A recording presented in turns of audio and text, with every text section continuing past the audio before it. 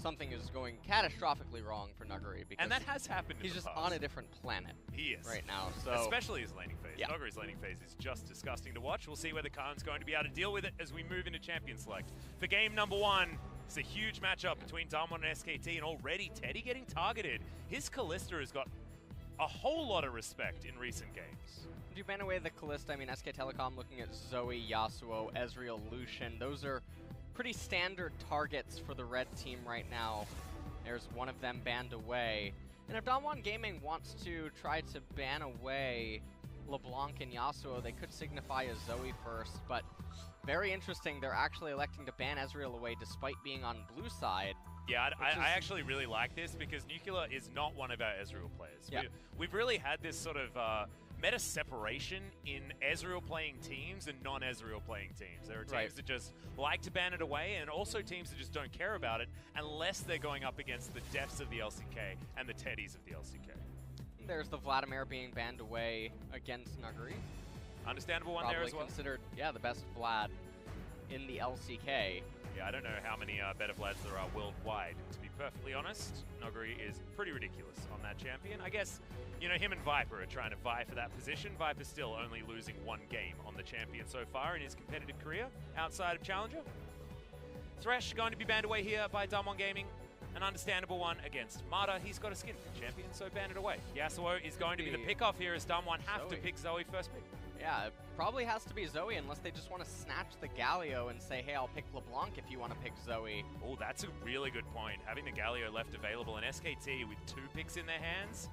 This is a tough one as now we get Zoe and Galio for SKT. 4 seconds to go. The Galio is going to be locked in. Okay, thank goodness. DAMWON didn't flob it already in this draft. And this is actually really exciting because we see Beryl on his debut Galio support performance. Most likely, of course, solo lane Galio is still a thing, but not very good. So it's most likely heading into the hands of Beryl. Could just respond here with Zoe jungle or Zoe support. I don't think there's really a reason to do anything else. Alternatively, if Faker wants LeBlanc, I mean, you can hold off on getting the LeBlanc until Faker's able to select it for himself. You give the enemy the chance to select the Zoe instead. Alistar. Oh, okay. 15 seconds to go. If the Aatrox is locked in here, it will be most likely for the jungle, as Clid is going to take his Lee Sin. I like the Alistar being picked here, but I don't think SKT needed to do it in a priority status. So obviously holding back on the Zoe pick and waiting for what Showmaker is going to do first so they can ban some things away, namely that LeBlanc that you were mentioning before. Kai'Sa right now being hovered by DAMWON Gaming. Yep, we'll have to see if they do end up selecting their mid laner right here. Alternatively, they could try to pinch SK Telecom by selecting Urgot or something right now. Jace. I like Jace even more here because it's sort of a blocker pick to the Urgot as well in a lot of ways. So Nuguri going to be taking that towards the top side of the map. Khan has to work out what he's going to play into it. But we're largely seeing top laners saved until last pick. So I'd like to see the Zoe just locked in here. And then SKT can ban away whatever they want, whatever they don't want to deal with in that mid lane. I think that's sort of the set piece play here for SKT in the draft. But instead, they're going to go for the Urgot, give it over to Khan. Now we're moving into the second ban phase, and remember, SK Telecom, they get first access to the champion, so they're not the ones that necessarily have to ban away the Zoe or the LeBlanc if they don't want to. Yeah, so they can hold on to that Zoe pickup. I have a feeling that SKT are looking further towards something like junglers. Yeah, like the Lissandra pick here, just going back to what worked for them top side of the map earlier on in the season. Lissandra Urgot Lee Sin was there. We can win any game that we're given this combo, even against DAMWON. If you remember back, it was DAMWON that was first to clue in and ban those away, and then Faker picks things like the Azir and the LeBlanc, and then they managed to win the series to DAMWON Gaming. So LeBlanc going to be banned away from Faker this time around. We'll see whether they're going to be able to make things work. Of course, remember, we are on 9.3. This is post-hotfix, and things have changed since the Kesper Cup. So right now, if SK Telecom ends up banning Zoe, DAMWON probably just respond with Lissandra for a ban. And instead, it's actually going to be a Nocturne, so heavy emphasis on the jungle bans. Not wanting to give away the Galio Nocturne combo. I like this a lot because SKT probably is going to pick the Zoe if it's left up. And Siva is the choice of ban here against Teddy. So maybe we actually see the solo lane being held on to, and an 80 carry picked up here. Of course, the bottom lane has been shown, but no, the power pick of the Zoe for SKT, and SKT hold on to their ability to pick up a Draven if they feel like it after seeing the entire draft for DAMWON Gaming as well. A lane that could certainly create some priority against that of the Galio and Kai'Sa.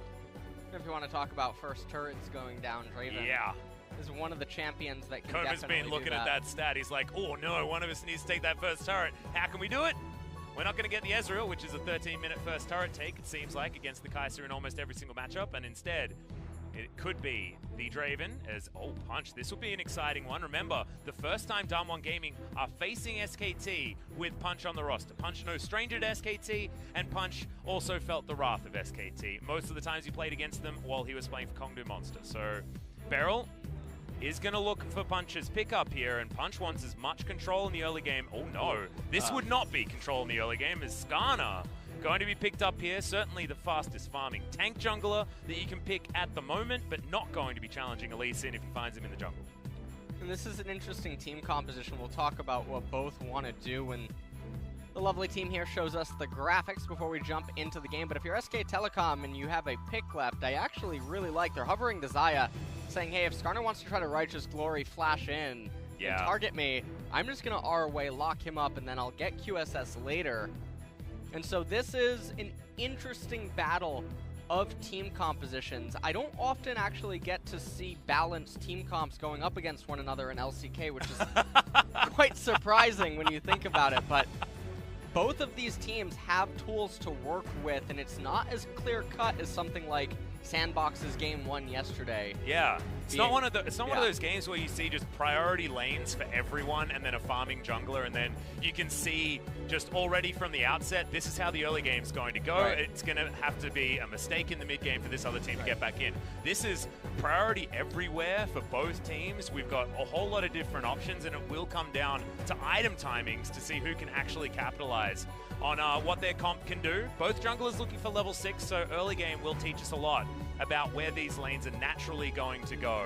Very exciting to see what DAMWON and SKT can make on the Rift this time around, because the lanes are looking spicier than a lot of our drafts. Galio, Kai'Sa, Syndra, Skarner, and Jace, so looking to have a lot of pressure in the mid and top lane, while Skarner takes his time with match and counter ganks, trying to get priority that way and transition into an explosive mid game with nukes and picks.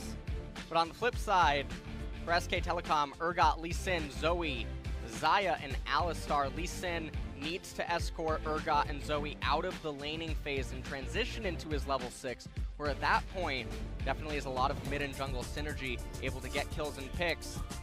Let's jump into game number 1.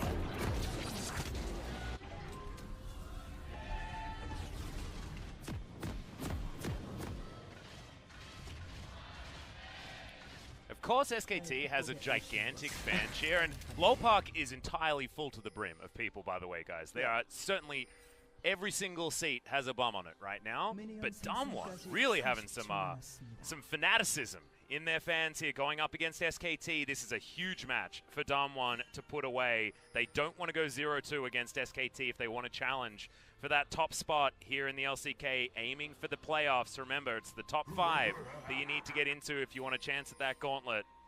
And DAMWON are certainly teetering between in and out at the moment. And I'm not referencing burgers.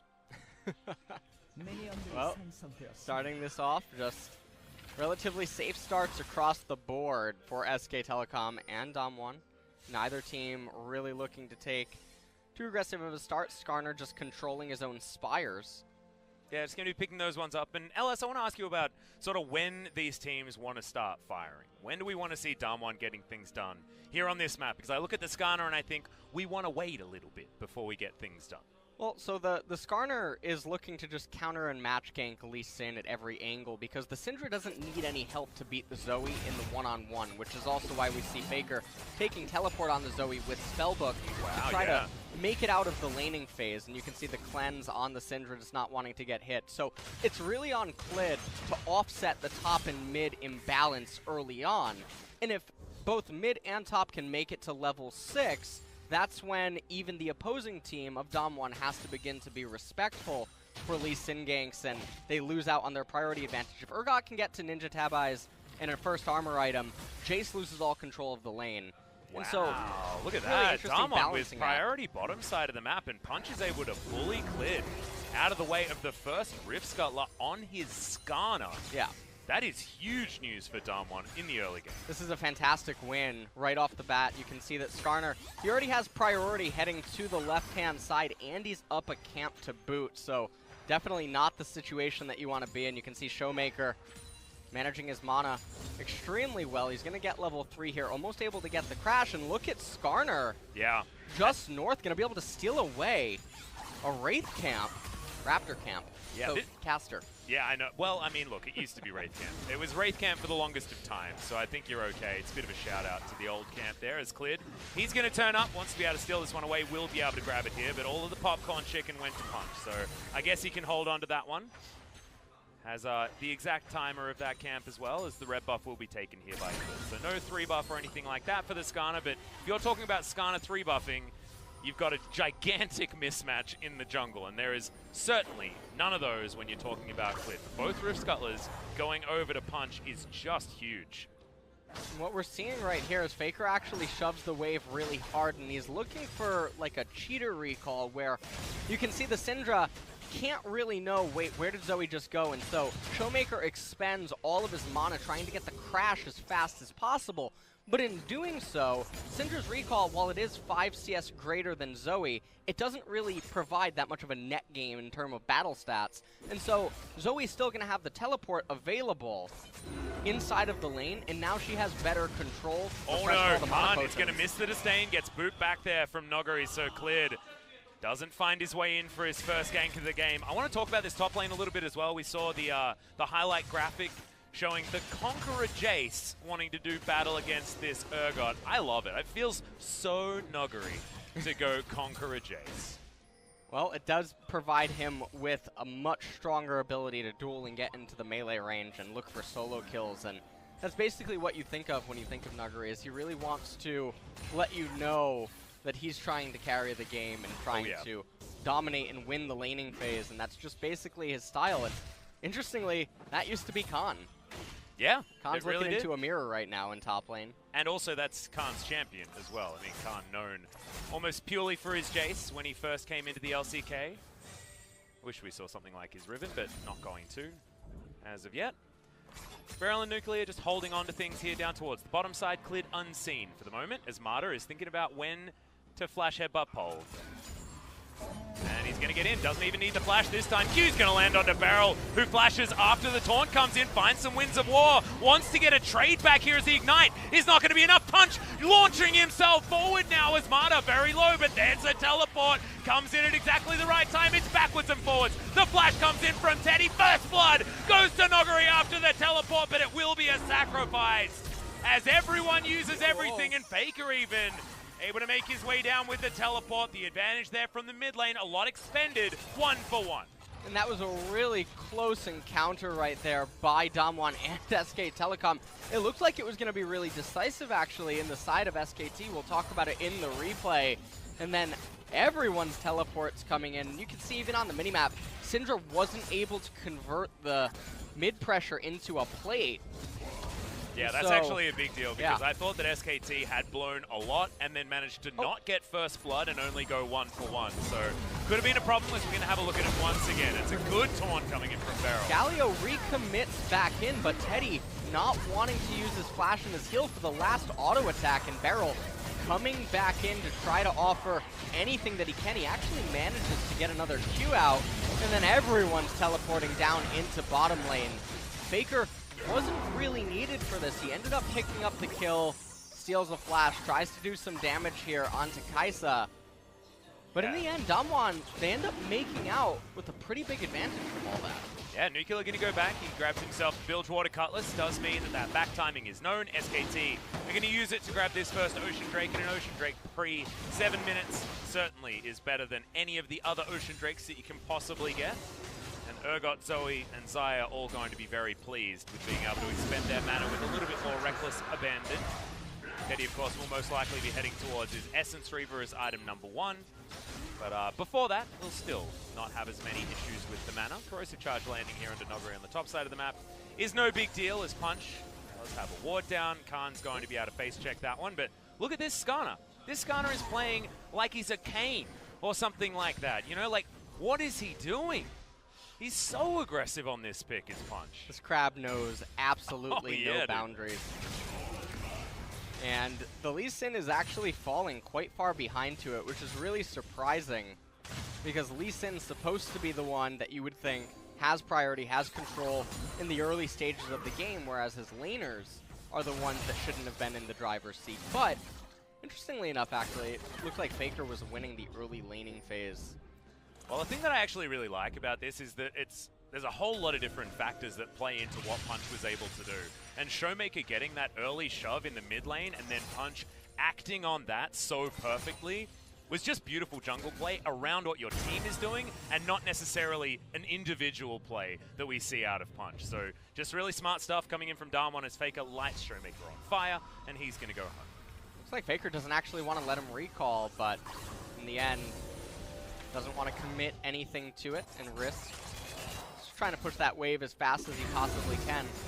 Skarner is level 6, almost level 7. I'm expecting to see some fireworks flies. Syndra going to come back into the lane, meet the wave that Zoe's crashing. Meanwhile, Punch, wanting to optimize this route, will start the Gromp before the blue, then hand it off to Showmaker.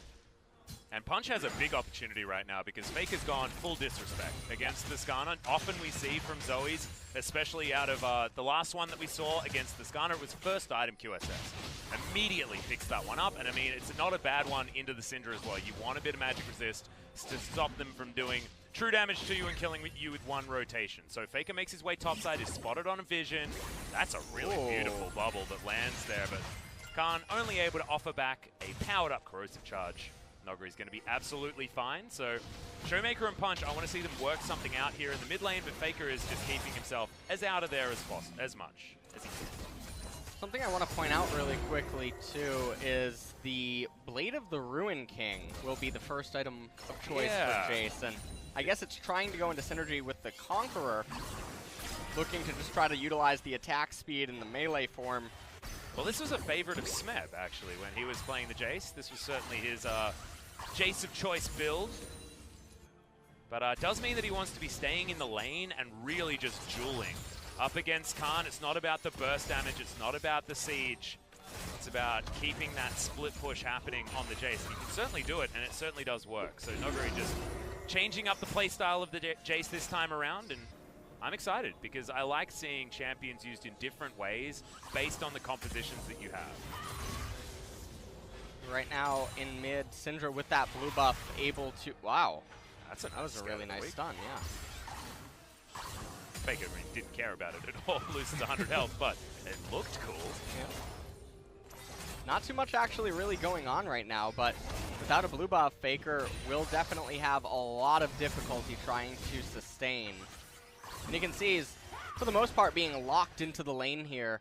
And this means that it can potentially draw Clid into mid lane if Zoe is to get relief against this assault in mid. At the moment, Punch is going back to base. He's got the Cinder Hulk now completed. That is a big item timing here for the Skarner. Predator available as well, of course, because the boots have been picked up as well as a Ruby Crystal. So this guy is ready to impale someone. That's what we want to see, but he can't wait too long. I mean, I feel like DAMWON have a big advantage here in this mid-game. Like, one item spikes, even Showmaker with Blasting One Sorcerer's Shoes does a hell of a lot of damage, and there's a window that they've missed already because Faker goes back and he grabs himself the QSS. I mean, he can now portal jump around this mid lane as much as he likes without having to respect Punch and his Skarner. Punch going to need to go to other lanes in order to try and get this impale working. Dragon coming up in 30 seconds. It is only a second Ocean Drake, but SK Telecom probably want to put their eyes on it at the very least. Yeah, try and cycle between these dragons. Clid is up here towards the top side once again, still biding his time. As Khan doesn't have the flash, but does have Ghost and Ignite to help him in a battle. This has been something that Khan's done before. I feel like he's telegraphing that Lee Sin's actually here. His movement doesn't look congruent with the story that you don't have your jungler in close proximity. Yeah, Faker picks up the cleanse with his spellbook and now going to go back to teleport as he has to blow the cleanse. And Punch thinking about grabbing himself the QSS out of Faker, but in the end doesn't decide to go for it. Remember, does also have his own stun that can be paired with the Scatter the Weak and all of the orbs, and they may not actually need an Impale in order to kill the Zoe. Flash available, things like that can be a difficult one, as Showmaker really has the timing down on when to land those orbs to punish Faker from just portal jumping around. DAMWON, looks like Punch actually wanted to start the Ocean Drake, and meanwhile SK Telecom, they're going to respond by trying to capture the Herald. Still a minute and a half left on the turret plates, and so this would be a very big victory for SKT in the event that they do get it for free. That is a lot of damage. Yeah, Showmaker taking down to about half health here, and that means that as he moves over towards this Rift Herald to try and help it, he is a sitting duck if he's hit by any of these trouble bubbles. Faker once again going to get that damage across. Beryl doesn't have the taunt for a few seconds, and SKT secure that Rift Herald basically based on what Faker was able to get done with all of that poke damage. Headbutt Pulp comes in from Faker, looking for more. Another trouble bubble. That's the flash taunt landing in the backline. Cleared. Very close to going down, but thankfully for SKT fans, isn't going to. The flash in from Khan gets the multi-man. Fear and Nuclear has to Killer Instinct in order to get himself out. It's Faker flashing forward, looking for trouble bubbles, not landing them though, as he dives on over for some follow-up damage. SKT do walk away victorious, but without their AD carry. And that was a really, really big win for SK Telecom right now, getting the Rift Herald, drawing all of the members of DAMWON to the Herald, and then winning the fight. Take a look at it one more time. You can see everyone's really posturing. Khan activates his Ghost before the fight even kicks off. Clid coming in, Beryl only gets a one-man knockup. Faker follows up with the bubble, and then despite Clid being locked up here, you can see that Syndra not able to finalize the kill onto Clid, and then Urgot with the four-man Fear Beyond Death here. Just such a massive turnaround, and even though Nuggery able to bring down Teddy, it just doesn't really matter as SK Telecom walk away from this very victorious. Yeah, that was absolutely amazing, and I think there was a bit of a disconnect between Punch and Beryl there as well, because Beryl got the flash taunt onto two members, but one of them was in the Impale, so Punch basically missing out on a lot of time where that Impale was actually something worth using. When you see that Impale come out, look to see Punch grabbing someone and moving them into his team instead of just moving them around in a team fight, and Clid able to just safeguard his way back out again. So next Impale going to need to be better out of Punch. We were singing his praises in the early game. I want more out of him as we move further into the mid game. Looks like Clid trying to set up some sort of a play up here in top lane. Khan does have the exhaust available as well as his ultimate in 3 seconds. Well, Nuggery's going to throw in the Blade of the Ruin King down onto these members, and I don't think we're going to get a charge just yet. Oh, Trouble Bubble lands in the mid lane. Paddlestar comes down as Showmaker actually moving forward, trying to challenge Faker. QSS is, of course, still there if the stun does land. Looks like Punch wants to try to steal away the blue buff, but Teddy and Mata in close proximity. Well, Shelly's getting real mad at this top side, and I think that that's going to be another charge coming down onto this inner turret. Can they actually get more here is the question, as it's already down to below half health, and Shelly hasn't even been dealt with yet. Booped in the back. She does turn around in the end, but that is a lot of big damage down on the bottom side as Nuclear. Okay, he'll be fine. Atlas, I gotta tell you that I don't even know why we're casting this match anymore. The turret has already gone down. Yeah, so SKT is going to win. Yeah. All right. Damn. Well, back for game 2. Yeah. After the break. Stick around, guys. MVP is definitely going to have to be Clid the way that he summoned that Rift. No. Shelly. Oh. Shelly gets the MVP. Okay. And we're going to get a highlight clip of him actually picking up the Rift Herald buff as well, because we saw that one get missed. In an earlier day, I believe that was Friday. That was not a good time. Unfortunate. Yes, indeed. Yes, indeed. Mata gets his back stopped by a Void Seeker. Hides behind some minions. We'll be able to go back home again. Teddy actually looking to pick up this wave as it heads down towards that bottom side. And we're looking at these 80 carries. I'm thinking Xayah wants a 3-item power spike, and Nuclear pretty happy to grab a couple of them as long as he's got a couple of his evolutions in there. Needs a couple of pickaxes now. On top of this Blade of the Ruin King to get that Q. And otherwise, he'll be happy. thing about this game is that Jace does have the Blade of the Ruin King. Kaisa has it as well, and you can see that on the side of SK Telecom, there's no Ninja Tabbies. There's a lot of magic resistance boots that have been picked up, and so while Showmaker won't have the easiest of times of one-shotting someone by locating the R key. Yep. You're all about mid laners that locate R keys. I'm all about it, but DAMWON Gaming, they definitely have a lot of physical damage that can try to take out someone on SKT, but as the game progresses, I don't feel like Jace or Syndra accrued the type of advantages that they were supposed to for this early to mid transition. And so even though the gold graph at the top would have you believe that DAMWON's only 500 gold down, SK Telecom are definitely in an advantageous position, and it should realistically be pretty hard for them to lose the next team fight. Yeah. Well, DAMWON are going to be able to clear out this Rift Scuttler, looking for another Ocean Drake. As they manage to pick up the second, Nuclear comes in. So 5 members here means that the Dragon is well and truly theirs. They've got sole vision of this area as well. Double control ward all the way down. No worries at all. As Marta's just sticking in this brush, trying to make sure that Teddy doesn't get flanked. Not going to at the moment, but SKT playing very calmly. Really not worried about where this game's going. They're happy to give up Ocean Drakes. Infernal is going to be the reward for these first 3 that do come out. They have to wait 4.5 minutes for that one to come in. So the first Drake that we're going to see a real fight around should be happening around then. Well, definitely a lot of time to scale until then. And with mid basically being a gentleman's agreement where neither party can really get any turret damage down, I don't expect to see all that much happen. The real focus now could potentially just be down in bottom lane. Not going to mislead any of our viewers here to believe that top is going to have anything occur inside of it. Look at the item difference in top lane right now. Yeah, we're almost quite good for Urgot. Yeah. Yeah. We're almost at Black Cleaver territory for Nuguri, but doesn't have it just yet. So you're right. As you can see, the Purge Shield is the entire burst rotation of Nuguri, and thankfully he does have the Conqueror and things like that in order to get a bit of extra damage in there. But Faker, look at it. He's booking all the way towards Nuguri. That's a very early Fear Beyond Death. And the bubble lands. I have a feeling he's going down, and Khan's going to be able to pick that one up. Even though he doesn't get put into the grinder, he still gets put into the Death Chamber. This is a really good tempo relief for SK Telecom, as the top tier 2 turret, it doesn't exist, but Jace isn't a champion you ever want to have fall behind. And he's such a crucial part to their team composition due to the lack of armor on SK Telecom's side, so putting him further and further into the grave is definitely one of the best things that SKT could be looking to do this game. Yeah, I actually really like it. I feel like Noguri's playing exactly how he has to, because he needs to be putting on pressure in a side lane. He's the reason why DAMWON have, you know, been able to play side lanes at all. That's why he has the Blade of the Ruin King. He's doubled down into that play style, the Conqueror there also.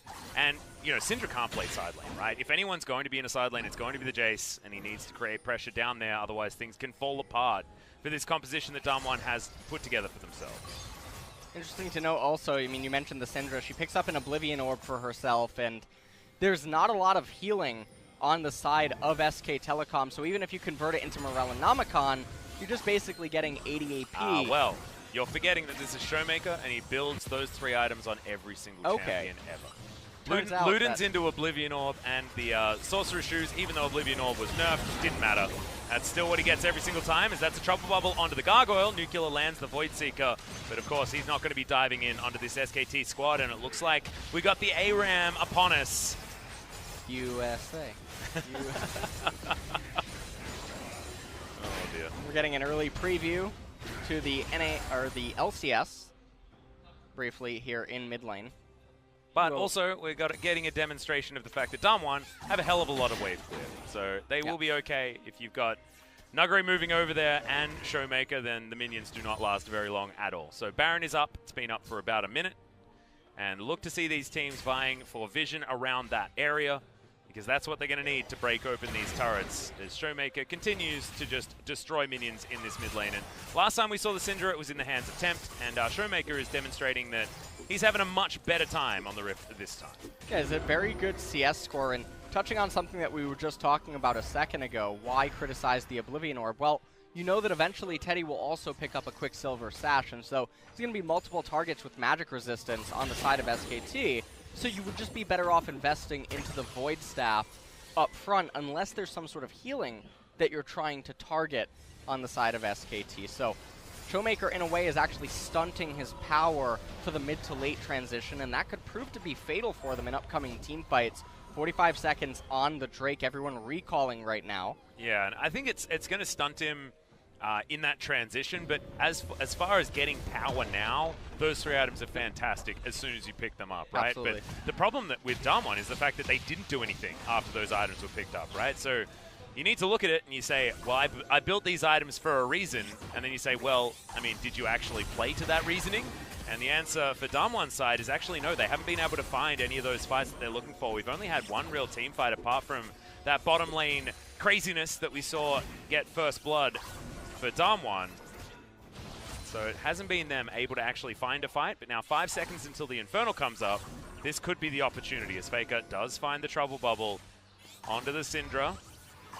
Top lane, Noguri is getting a lot of damage down into this outer turret, but he does have teleport, so he can join any of these fights as they come in. Faker gets stunned, doesn't use anything to get out of the way. He's got the exhaust from his spellbook, and SKT just take a free Infernal Drake. It's 2-2 in Drakes, but SKT has the only one worth anything.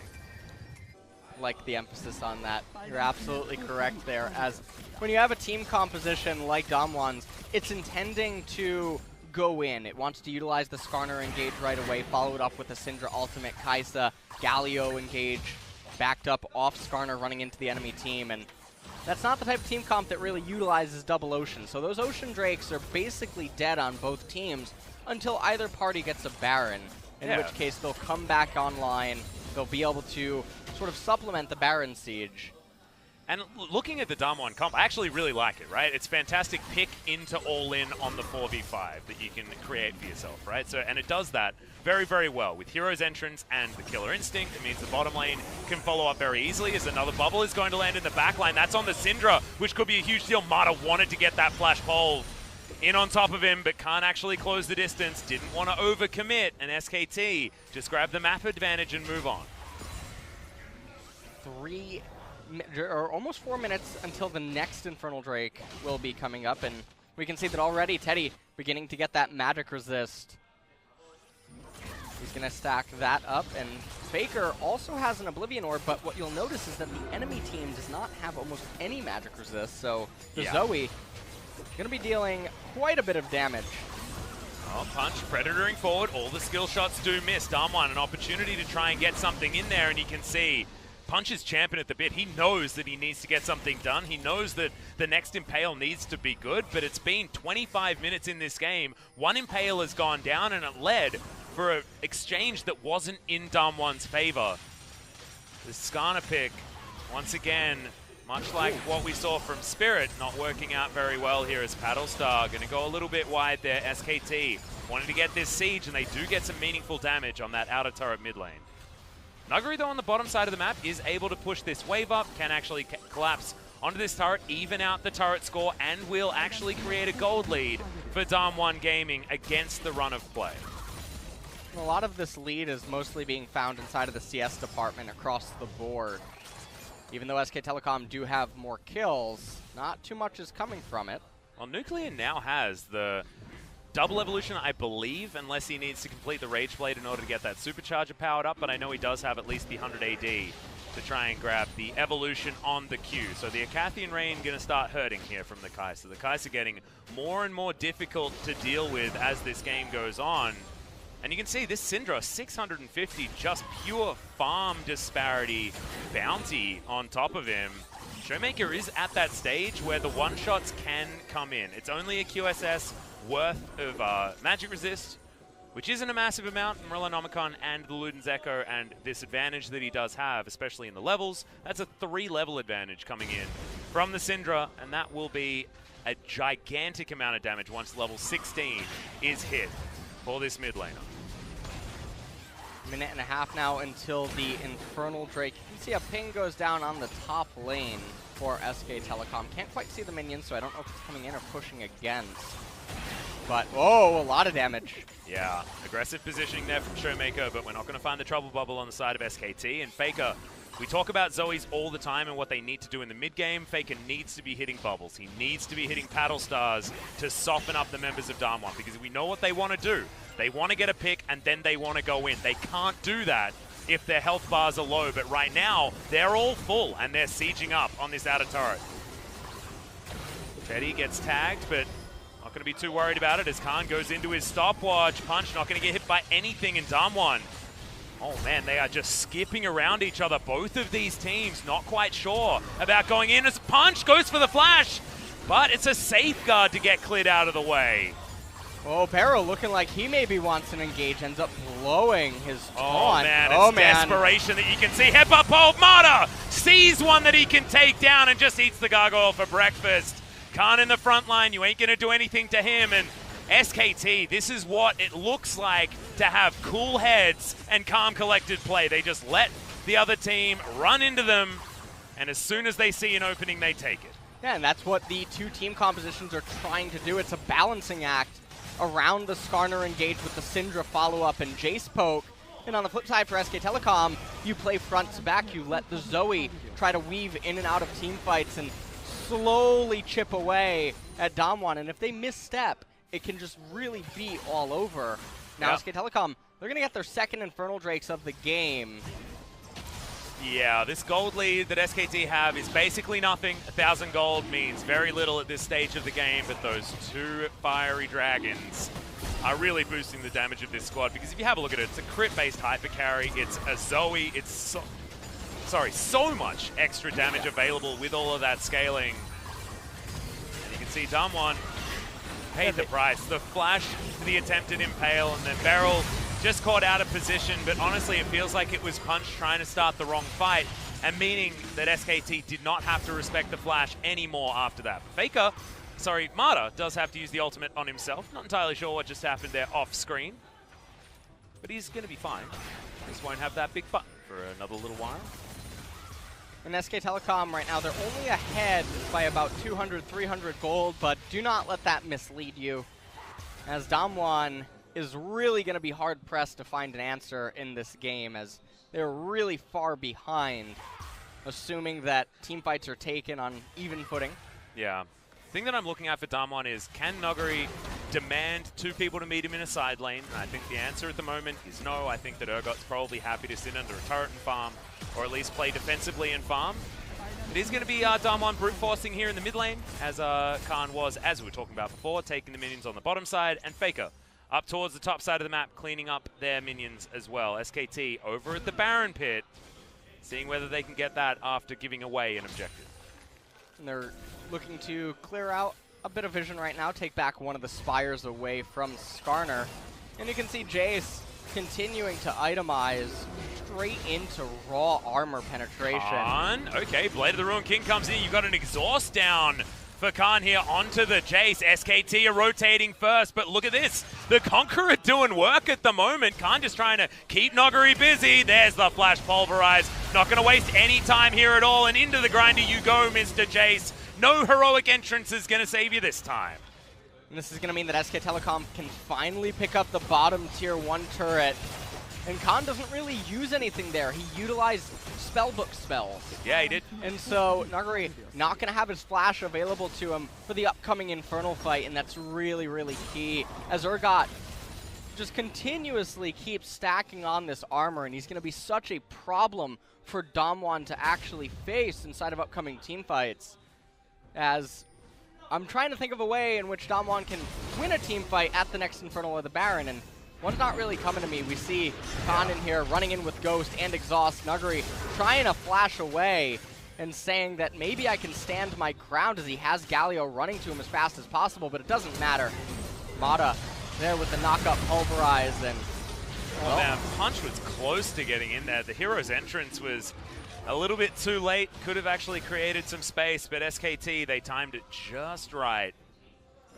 Managed to get down there in time. That could have gone very differently because you saw how much damage Noguri was doing to Khan, even though he had Gargoyle Stoneplate, Bramble Vest, Righteous Glory, so many extra defensive stats on this Urgot. He is actually a walking tank, even though he also looks like one. Certainly works very, very well here for the Urgot.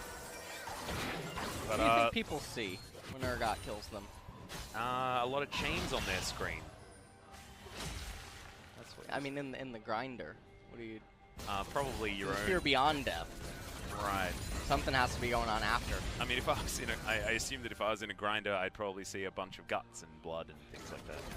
But I guess my imagination just isn't good enough in order to say anything of note. Sorry, mate. Well, coming back to the main game, SK Telecom just looking like they're content to be very careful as they're waiting for their third Infernal Dragon. There's been a lot of Infernal Dragons spawning. Yeah, there really was sort of just like lately. light at the end of the tunnel here as far as the Dragons were concerned, because the 3 oceans, we got through them. Now we're at the Promised Land, and SKT, with their control of the mid to late game, were able to monopolize them. Certainly a great news story. You can give away a couple of Dragons in the early game if they are those, as Faker gets himself out of the way, portal jumps, gets him back in, but DAMWON able to get some meaningful damage onto the mid laner of SKT. It's certainly a good news story, because Nuclear does have the Infinity Edge complete. He's at 3 items. Teddy is mirroring him, of course, so the Xayah needs to be respected as well. But DAMWON do have a lot of firepower here. You can see Showmaker moving very far up here in this lane. I mean, this Syndra hasn't died yet so far this game, but that doesn't mean that he's been playing defensively at all. Now you've got Punch waiting in the wings. He wants to find his way forward. Flash is available. You can see this positioning from DAMWON, very aggressive. They know that they want to be able to grab that first pick off as Khan. Righteous Glory does come in there. That's a 3-man empowered Shock Blast, but that Trouble Bubble is just huge news. Coming in from Faker means the Punch has to wait for that Crystalline Exoskeleton to come back off cooldown yet again. Faker not going to be able to find that bubble. They do grab themselves the Rift Scuttler. It all comes down to Zoe. Yep, can Faker actually find these bubbles? The Infernal Drake does respawn, and DAMWON, they want to even out the Drake count and get themselves an Infernal. Can they get on over? Okay, Punch, here's your time, but the Pulverize is in. That's 3 Infernal Drakes. We do have a decent Impale this time. Khan going to be taken down first off. A lot of the burst damage is used. A lot of the buttons now not available for DAMWON, and Nuclear getting tagged with that one is a huge deal. Flash very early, respecting the Sonic Wave from Cleared. And DAMWON want to be able to walk away with that one pick off. Faker in trouble, but does use the QSS to get out of danger. A lot of damage onto Beryl. He is going to go down. Noguri going to find another Empowered Shock Blast, but no kills, and SKT, they get the 1-for-1 in the end, and they're even frisky enough to go towards this Baron Pit. Yeah, and they're basically saying that maybe DAMWON Gaming is actually out of fuel, and we can look to try to convert this into a Baron capture, but it seems like they're actually respecting DAMWON's ability to come into the Baron, and interestingly enough, this is one of the few instances in which a double Ocean Drake is probably coming into quite good effect, and that was a really scary Infernal capture. I'm sure that we're going to see it again in a second. It looked very reminiscent of Sandbox versus Kingzone yesterday, where they took a Baron that they couldn't realistically probably defend. But DAMWON, they start off this fight right away without getting chipped down by SK Telecom. They pull Urgot in and say, hey, this is what your ultimate feels like. And he gets brought down right away, but then DAMWON posturing a little bit longer than they needed to, and it gave SK Telecom the necessary time to start chipping away at them. And this is normally how the fights should be going against one another, is Zoe trying to do her best to land bubbles, land poke, because in a straight-up 5-on-5, SK Telecom can't win. Yeah, and it's more about, you know, SKT being able to skip around fights and disengage effectively and have Khan in a good position to negate any sort of attempted engage from DAMWON Gaming, because then you can have that turnaround so beautifully if they do punish you in that Fear Beyond Death multiple fear that can come through. So you can see exactly what SKT are happy to do, and you can see it in how these fights are going, because it's all about DAMWON positioning aggressively because they know they have to, even though they're slightly behind this game, especially in those dragons. As Beryl takes a hell of a lot of damage there from that paddle star. Faker doing a bunch of work here, as he has so far this season on the Zoe pickup. I don't want to confuse any of our viewers. Just a few moments ago I said that on even footings, SKT can't lose a fight, but then I just said that SK Telecom can't lose a straight-up fight, or they can't win a straight-up 5v5. But what I mean by that is, if SK Telecom are playing their comps right, it's very hard to there's the lose. flash kick. They're looking for Nuggery yet again, but he flashes himself out. There's the hero's entrance. Beryl gets into position. A decent triple taunt there is Penny. Relatively zoned, but it doesn't matter. Khan, so huge in the front line on the Urgot, and that's the fear beyond death that we've been talking about. If that one lands, SKT wins. Whoa. Showmaker having to use his cleanse right there, but nonetheless, this was a massive victory for SK Telecom. They're going to be able to pick up Baron with this, and if they end up getting the Baron, there's not really any wave clear on the side of DAMWON Gaming, as they are a pseudo-poke comp in a way. Pick poke, whatever you want to call them. Those type of team compositions do not fare well against a Baron. Taking another quick look at the replay, Klid getting right behind Nuggery, kicks him right into the fight. Unfortunately for them, the Fear Beyond Death did land onto Nuggery, and so a multi-man stun. Showmaker ulting right into an Urgot. That's not the target that you want to hit. Nope. And it's just so beautiful that you can follow these fights so easily based on what the compositions want to do. You're looking at the impaled target, you're looking at the Fear Beyond Death target. Whichever one yields fruit is the team that's most likely going to win the fight. And as you saw just there, SKT were the ones to get on top of it based on Klid kicking back the Jace. And he got speared, and that meant the end. Because you just can't be around the Urgot. It creates all of that space, and even though you've got a Galio, even though you've got all of this damage from Showmaker and Nuclear, you can see they both haven't died yet this game, but it's multiple teamfight losses despite that.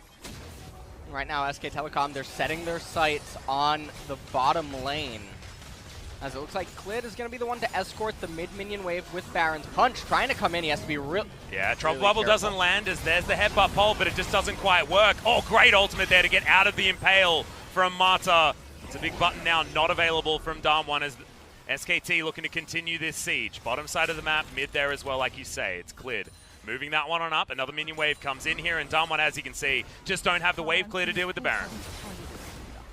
It looks like Zoe trying to... What is that? Is that, what's that Zoe icon? You don't remember? No, I do remember. I forgot its name. It's the Shirelia's Revelry that got turned into Talisman of Ascension, I think, is something like that. Right. Is it Talisman of Ascension its name? I'm trying to remember. I think she stole the sun. Something like that, yeah, well. Zoe's a flat earther. I don't know where you get flat earther from after seeing that, but... She just took the sun away. I don't know. God. Pick it up and move it. No wonder it's chilly here in Korea. Yeah. Well, Bubble gonna try and do some zoning here as Mata comes on over. He knows what Punch wants to do despite the control ward vision.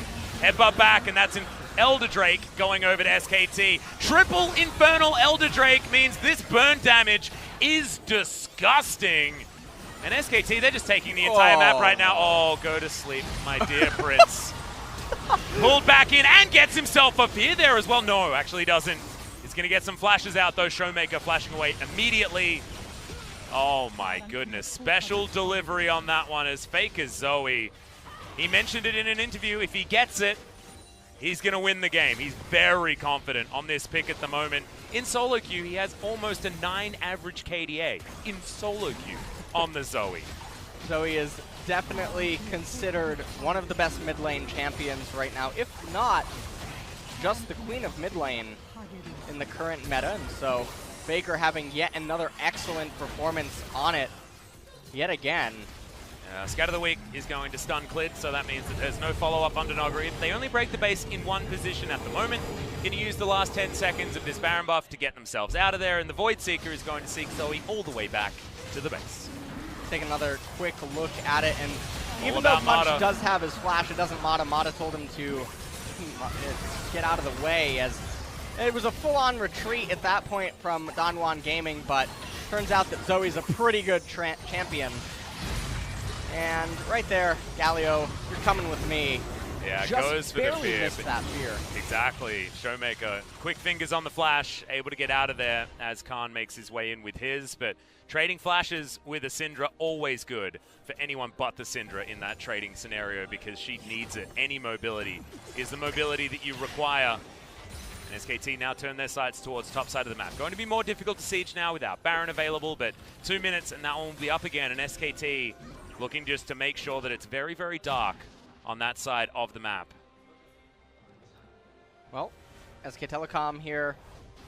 Elder Dragon buff is still online for another 20 seconds or so, but without any real minion waves or anything going on, they're not going to be able to force DAMWON to fight them. However, Baron coming up in a minute and 30. DAMWON will certainly be forced to try to enter into the left-hand side river and contest that. Yeah, and a lot of items have come in here for DAMWON, but namely, there is no Void Staff on Showmaker. So any of this magic resist that has been picked up is going to mean a lot less damage coming in from the Syndra backline. Another bubble is going to land here from Faker. This is what you see out of the best Zoes. The bubbles always seem to have a magnet, and you just can't walk up towards other ones. I mean, the bubbles fly in, and then you use that as an opportunity to engage, right? But not this time around. Faker doing it from safety and just frustrating the members of DAMWON. Nuclear still looking for that Mercurial Scimitar transform. Teddy, however, on 6 items. The Xayah is gigantic and so safe with the Featherstorm available, as well as the QSS passive. Active, sorry. 30 seconds now until Baron. Super Minion still pushing into bottom lane. Doesn't really matter, though, Nuggery. In such close proximity. I mean, this is a really fast Skana, but what are the targets that he's going for here on the side of SKT? We've got Unbreakable Will from Mata. He doesn't even need to build a QSS, and he's going to be totally fine. Speaking of QSS, it's still there on Faker. It's still there on Teddy. He can grab Clit, I guess, but we've seen that before, and he just safeguards his way out. He's even got a funny-looking shield as the Locket of the Iron Solari does come in for him as well, so he's just got a lot of tankiness. I just don't know whether he's the target that you want, not to mention the Guardian Angel, which really will negate any sort of big potential. Onto the Lee Sin. It's calm, but if you bring him into your squad, he's got 6 items, and you'll probably hurt yourself more by hitting him with his Thornmail. Gargoyle Stoneplate there as well just means that hurting the Urgot is just really, really hard. So, Punch, I'm looking at you, and I'm wondering what the heck you're going to do with this Skana pickup. It's going to be really tough for DAMWON to actually make a team fight work here at this stage of the game. SKT look like they're just trying to clear out all of the vision around the blue side jungle and surrounding Baron proximity. Well, you can see SKT going to telegraph the fact that they started up this Baron. The first it goes down so quick. Yeah, I know. It's 3 Infernal Drakes and so much damage. But DAMWON are going to be able to actually get themselves over here. Nuclear does land the Void Seeker. It's a flank coming in from Mata. Wants to get that big Pulverize, but it's not going to happen. Beryl knocked into the rest of his team, and Khan lands the Fear Beyond Death. Not going to be able to get the Fear as they kill them too quickly. Teddy just rips apart the AD carry. The first death of Nuclear, and he might even be in the death chamber when the game is over. A triple kill for the Xayah, and if you don't keep him in check, he'll destroy your whole team. And it looks like SK Telecom is saying, you know what, we don't even actually want the Baron. We're just going to get the inhibitor. Well, they might go for the game. They have a Super Minion down in bottom lane. Yeah, DAMWON, they know about it. Yeah, Syndra's going to come in here, and without the Baron buff, it's going to be difficult, but these Super Minions do last a long time, even if you're throwing those Dark Spheres at them, and first Nexus turret goes down, the second if Teddy looks at it. He'll be able to take that one as well as Mercurial Scimitar is utilized. He's down relatively low, and the Shock Blasts are starting to hurt, but the Nexus, it's the one that's going to be taken here. Faker is going to go down, but you need to kill the whole team, and they're not able to. SKT roll over DAMWON Gaming in the end. And it was a very long and slowly controlled game. About 45 minutes there for game number 1. Zooming in on Faker. Probably going to get the MVP there on the Zoe. Beautiful performance on the Zoe. And we've seen so many Zoes go this way and that, right? Like, the game is often decided on whether your Zoe can land her skill shots, and you saw Faker certainly able to do that. I have a feeling Zoe's not going to see the Rift for game number 2, because I think that has to be a ban. SKT moving over to the blue side now, and shouldn't fear too much a Zoe first pick, because if the Syndra is there to punish it, You can see it's not actually able to work out. That fan was just saying all the SK Telecom players' IDs and then saying fighting. Yep. Really briefly. That one's an easy one. Even I could read that one. But you know what? I really did enjoy this game number 1. Because I did too. as I mentioned going into the game, it's not that often actually in LCK that I get to see very evenly matched team compositions coming out of the draft phase. Usually out the door, it looks 70-30 in either one's direction or something. Yeah. There's something really going on, but it was interesting to see both teams try to play to their dynamic. There was one slip up at the Dragon where SK Telecom looked like they were going to be like, okay, we're not going to poke you and chip you down. We're just going to try to fight 5v5. It was really close, but then Faker able to save the day with some of the Zoe bubbles. Yeah, and then just like their patience, their understanding of how the team fights are going to go, if it's going to be an SKT win, was my favorite part of it. Because this wasn't about one team not understanding their win conditions of their team composition. This was about two teams that knew exactly what they wanted to do and one team doing it better than the other one. And that's exactly what you want to see at the highest level of League of Legends. SKT proving that they can certainly play up there. And this game was a really great tug of war to look at the end, but not a great damage number for the Skana. Do you like 4s, Atlas? I do. 4-14, 9-14, 4-4-4. You know, 4 is actually my favorite number. Is it really? Yeah. Yeah. It's gross. Well, sorry. No. It's my favorite color was green, and in my mind, 4 was green. So I made that decision when I was about 4 years old. 4 years old. Guys, we are going to be going to a short break. When we get back, DAMWON Gaming versus SKT game number 2. We'll see whether the drafts are going to be as fun as game number 1.